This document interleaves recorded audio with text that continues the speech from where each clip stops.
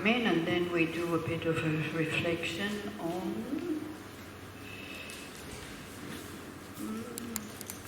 meditation on the state of mind, who does the action, so that you then have like first-hand experience how these minds feel. So there's like the mind at the moment of the action, and there's also the mind at the moment of when the consequences, when the result is ripening. So we try to see that, and then again, to make a conscious choice by seeing actually what do I prefer, and don't forget, don't make it black and white, this whole thing, it's like, what I'm teaching you here is like the real, just basics of karma. So then afterwards it becomes much more intricate, much more complicated. But if we don't know the basis, then we cannot figure out subtle and fine points also, and like that. And it's really good letting go of an idea that whenever something difficult is ripening, that it's a punishment. It's not a punishment, it's a natural consequence of a negative action. It is not a punishment. Because there's nobody there to punish you. In Buddhism, there's no omnipotent Buddha who can say, oh, wow, you deserve it. It's our own mind who is punishing ourselves, unconsciously. So that is how it is being explained. But then again, it is just a view, so then maybe you take your own view of when something negative happens, so that you can deal with it, because we need these views and these words from their own side. They are all just views, attitudes. They don't exist from their own side. So I think as a spiritual practitioner, you're really encouraged to see what is of benefit to me, what is helpful, so that I can become a kinder person.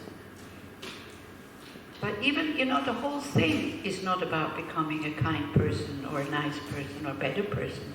The whole thing is kind of training the mind or creating the causes for the mind to then become totally calm, totally stable, totally clear, so that you see reality as it is and we're not caught up in what we think is reality. So that's the point. That is why we are doing all this. And then when you ask, enlightenment, well, what will there be? Everything is finished? Yeah, maybe. I don't know. But I think we can wait a long time until everybody is fully awakened. So this is a question that the Buddha never answered. Will there be an end to everything? He said, you don't need to know that. It doesn't help you to understand the first noble truth of unsatisfactoriness. It doesn't help you to understand the second noble truth of the causes. It doesn't help you to understand the cessations, and it doesn't help you to understand the path. So let go. You don't have the capacity of being able to understand. Or when somebody, said, oh, this person is suffering, what did he or she do in the past? And the Buddha said, it's not important. Then it is like, you get, at the Buddha's time, the example was you get shot by an arrow, and instead of taking the arrow out, you go like, ooh, shot that thing. What kind of wood is it made of? Who made the arrow? Who trained the person to shoot the arrow? Now you can say, if you're hit by a car, that you're hurt, we want to do something about the pain. You're not going, oh, was it a Mercedes or was it a Kia? It's like, who is the person, where did this person study how to drive and all this? Where was the car made? It's not important. So like that. But we bring this into the teachings of karma almost automatically at the beginning, because it seems to be important to know what we've done in the past. Exactly, but we don't. And also, like with the results, happiness or suffering, It's so relative, this whole thing. Something, can be a big disaster for somebody, and some other thing which is, for us, when we look from outside, much bigger, can be dealt with in a very, very good way. It totally depends on the attitude. Or, as I said, also for us, it depends so much on how we feel at that very moment. Because when we not feel well, the smallest thing becomes like really big. And when we feel well and we're okay, then we can deal with whatever comes in quite a good way. I mean, if you look how many problems and obstacles and difficulties have we already overcome, and we're still here. Yeah. Although we thought that, wow, this is going to be the end. But then everything is impermanent, everything finishes, everything changes. And then there's just continuity, then we just continue. Yeah, so like that. But how we continue then, this is what the spiritual practice is for. So the first step, of course, is to become a kinder person, so you become more calm, you have more peace in your life, but then you use that calmness and that peace in order to examine, but what really exists, what is there. And the problem with this emptiness thing is, or with existence, is that you cannot say how things exist. You can only say how they do not exist. Yeah, because the moment you can say that's how it exists, you also have, already you have dualism again. Because then you need something that it doesn't exist that way. Existence is very much dependent on non-existence. So the moment you say it exists like this, then again you can contradict it with something else. So this is why when they talk about emptiness, they don't have a view themselves, this is how it exists. They only say how it does not exist. And that's complicated. Actually, no. It's very simple, but because we are so complicated and we need reference points, we need something to hold on to, we need some real existence here, otherwise, we're totally lost. So we lose our nature by being spacious and open and just going with the flow because we want reference points. But all these reference points, they're kind of, limiting us, and none of them is really true, because if a reference point would be true, it would have been there from the beginning. But the reference points we have, they're learned. I learned that I'm a female. I learned that now I'm a nun. I learned that I'm Swiss. It's all reference points that I identify with, but that's not me. That is just something that's been put on top. But I identify with it, and then the problem starts because it's not true. It's not true. I'm not really Swiss. I'm Swiss because I have a red passport out about it. Yeah. But then it's like Switzerland, my country, and my this and my that, and all of a sudden, the whole of Switzerland becomes mine. I usually tell people, the nationalists, when they say, but we have such a nice country, and blah, blah, now all these foreigners come. I said, look, I'm sorry, I didn't do anything to make this country like this. Because most of my life anyway I spent in India, so I paid taxes, but very little taxes because I have very little money. So I have no reason to defend anything here that I have created. Absolutely no reason, because I didn't create that country. I'm just so cold. Swiss. So cold. Okay. And then the other thing that I tell them, 700-800 years ago, there was no such thing as Switzerland. So do you think that it could be that maybe in a few hundred years there will be also again no such thing as no Switzerland? That for them is like, no, but I need to preserve. Yeah, so. Okay, so we try to look at our mind a little bit, and for that it's good if you allow the mind to calm down. And that means you withdraw the mind inside. Mind, consciousness is the same thing. Everybody, it's not the brain, right? So it's that thing that thinks, feels, perceives, and moves the body and the speech, kind of the emotion, yeah, that has emotions. And it's a flow. And we see how little control we have over it. You know, we want to have a nice, calm, peaceful meditation, and you can have the motivation, but then the mind is doing whatever it wants. Sometimes yes, sometimes no. We cannot force the mind to do anything, but we can observe it. So this is what I would like to invite you to do now. If you can sit in a relaxed way, if you don't need to lean against the wall, but try first maybe without, so that also you can create the habit. If maybe the sun at the back is disturbing you, then just move, go somewhere where you feel really comfortable. Try to create a space where at least the body feels comfortable.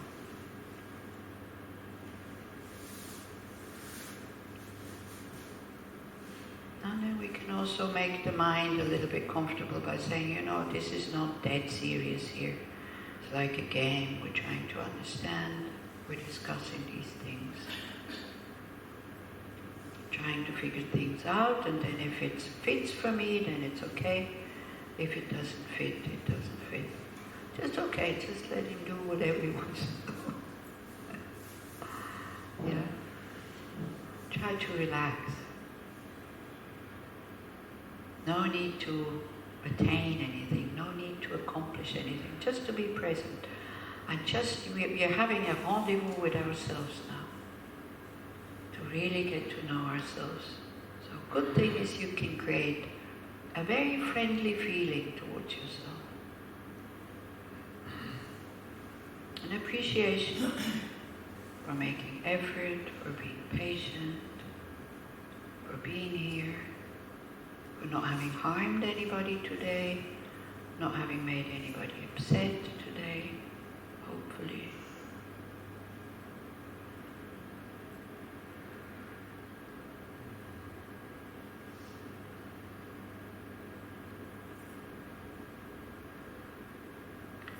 And then when I say to just be present, then you see then really if you have no object, that you can put the mind on. The mind goes left and right and backwards and forwards. So choose an object which can be your breath.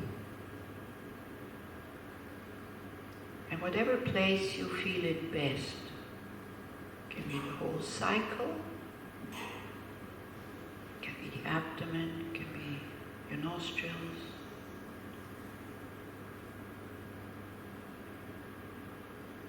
And then we anchor the mind on the breath so that it has an object.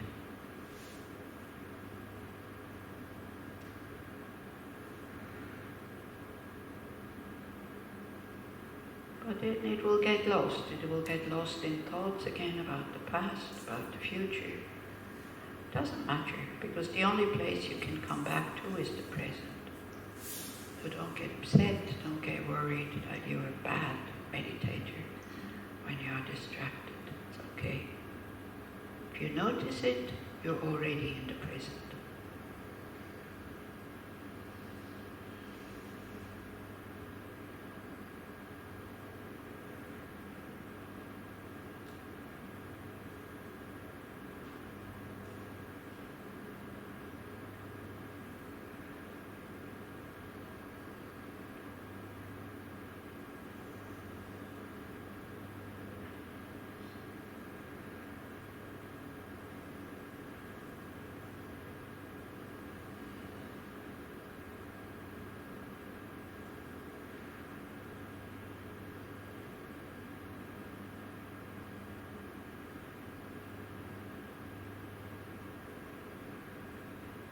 Okay, so for this reflection, it's important that you do this in a non-judging way, and this probably for us is the most difficult thing to do.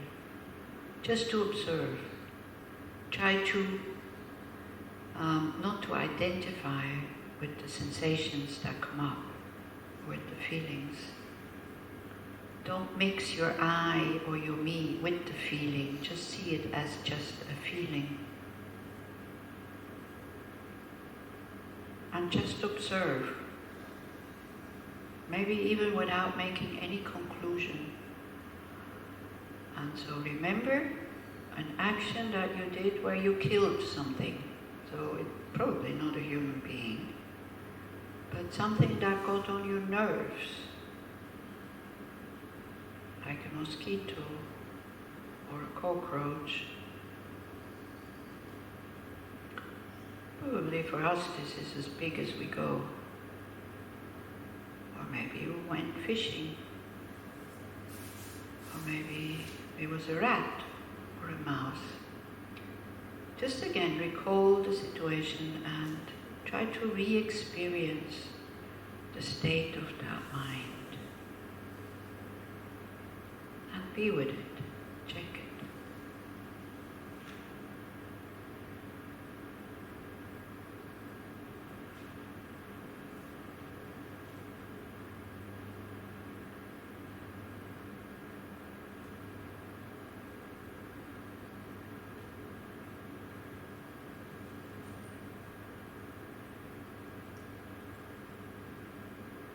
Maybe we can see that if it was a mosquito, then all of a sudden the mosquito took on the size of an elephant. It became a really big problem. Totally over-exaggerating what a mosquito bite would do to you.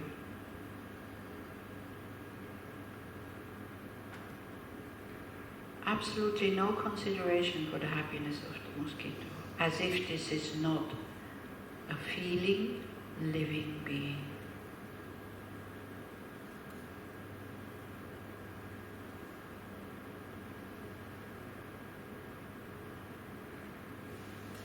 And if it starts with non-consideration for such small beings, then also we can have non-consideration for bigger beings. It's a habit.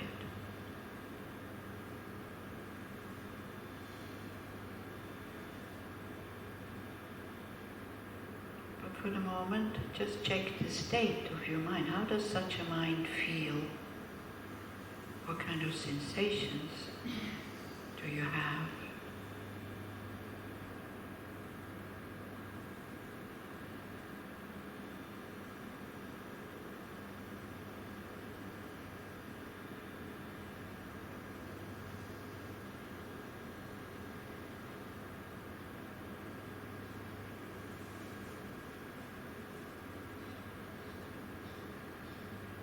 Some killing would be considered as a negative action. Then if you look at the opposite, maybe you were able to save a kitten or a little puppy or even an insect with the interest, now this is for the Buddhist, with the interest of not killing it but still taking it out. You finally caught the insect and you opened the window until you let it out. Look at that state of mind. And then just compare, look, experience.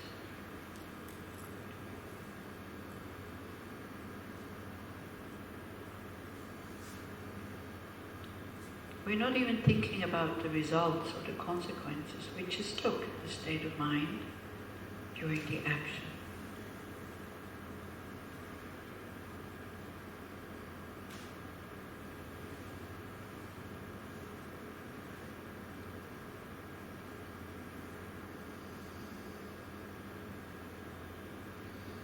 Then take the next one, stealing. Like, not paying for your transport. Or taking something that has not been given.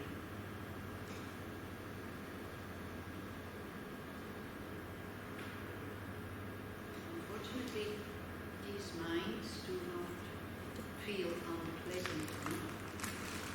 So this is why it's important that you experience it.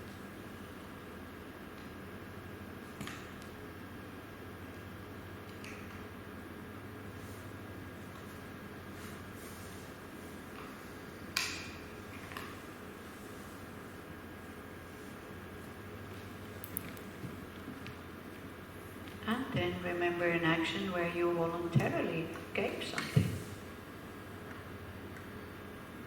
With awareness, like either something material, either some of your time,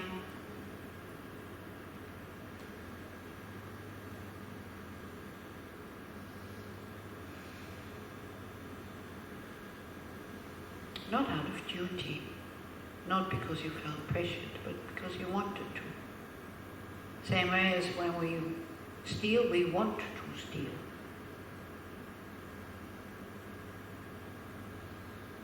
How does that mind feel at the moment of the action?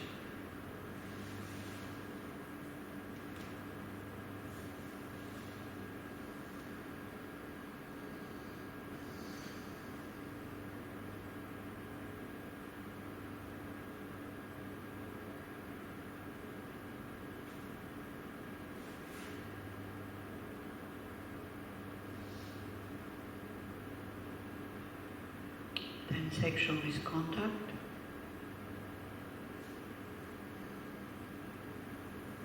Most probably you haven't done that, but you can imagine out of desire forcing somebody or manipulating somebody into having sex with you or paying somebody or cheating on your partner.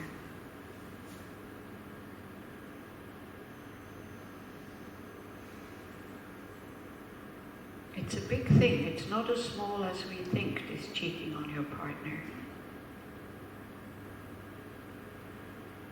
So then, if it has happened, please don't go into guilt, but make a strong determination not to do it again. Because it creates so many problems, so much confusion. Shall I say something? Shall I hide it? You can carry that with you for the rest of your life. It can really spoil your relationship for one short moment of following desire, for having sexual contact with another person. It's not worthwhile.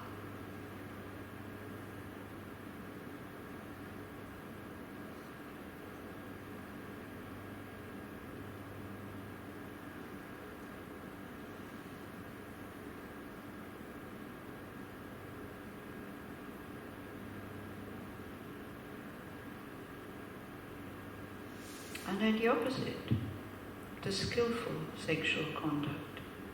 Maybe your partner said no, and you said, okay, no problem.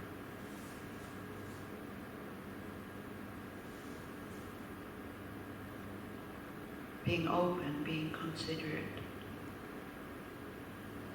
How's that state of mind? It can also be anger, by the way. Not getting what you want. But again, I mean voluntarily abstaining from following desire and saying, it's fine. If you don't feel like it, we leave it.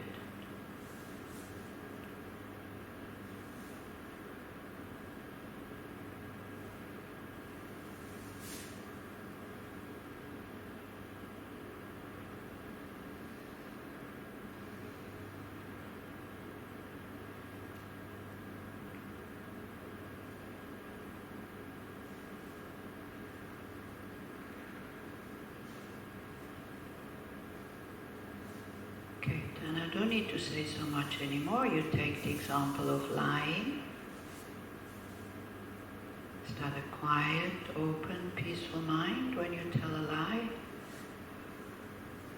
If you're totally unaware, it is.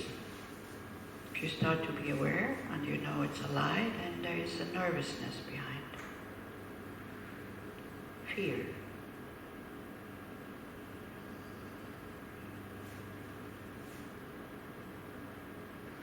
The body reacts, maybe with rising of body temperature, slight trembling.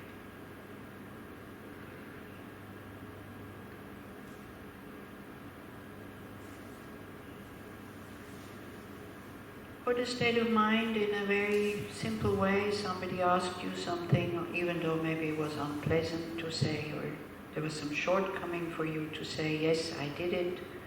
You know, who made the mistake? This is a very good example. If you have the courage to say, I made the mistake, how does that feel? Than to hide that you made the mistake.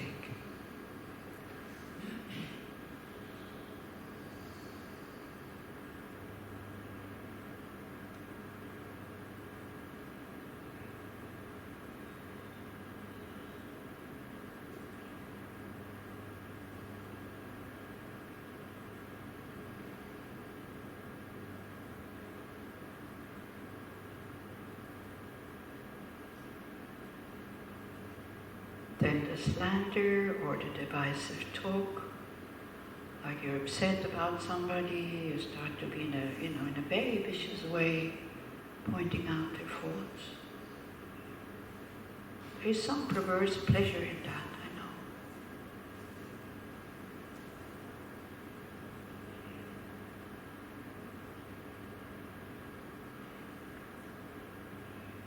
But then if next to it you put the mind that is able to create harmony,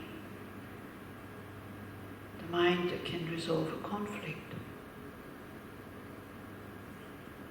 is there a difference?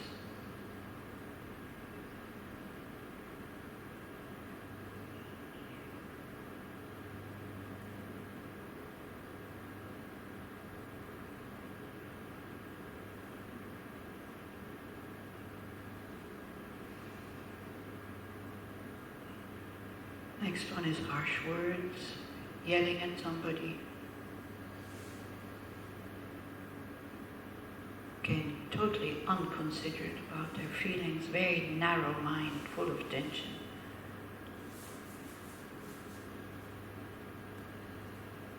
Or the mind or the speech who is encouraging, praising, encouraging, seeing the positive things.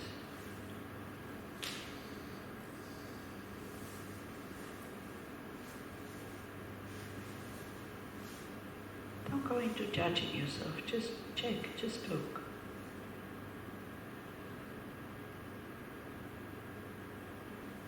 The mind will understand by itself when we allow it to see and to experience.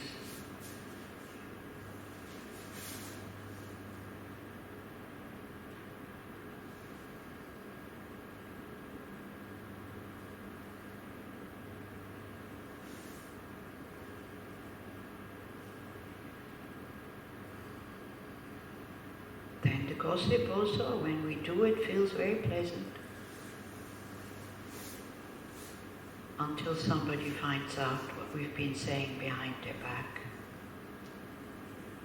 It's awful.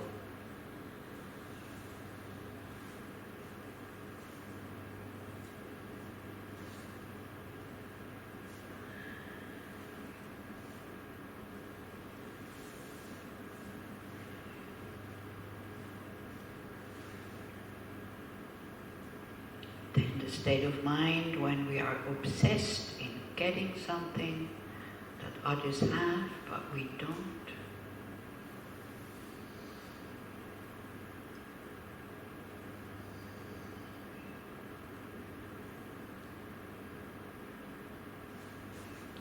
Or the state of mind that sees others' possessions, good qualities, and is just able to rejoice.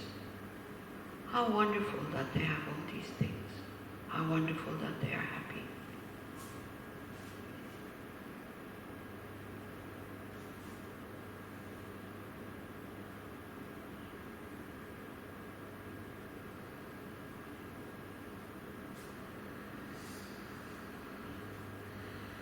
Then harmful thoughts. Like if you dislike somebody,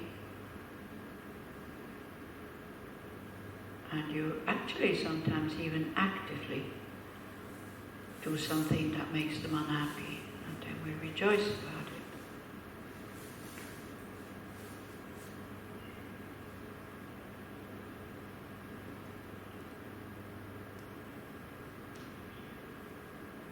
If you think about somebody that you dislike and then just generate the thought, I want to harm them, how does it feel?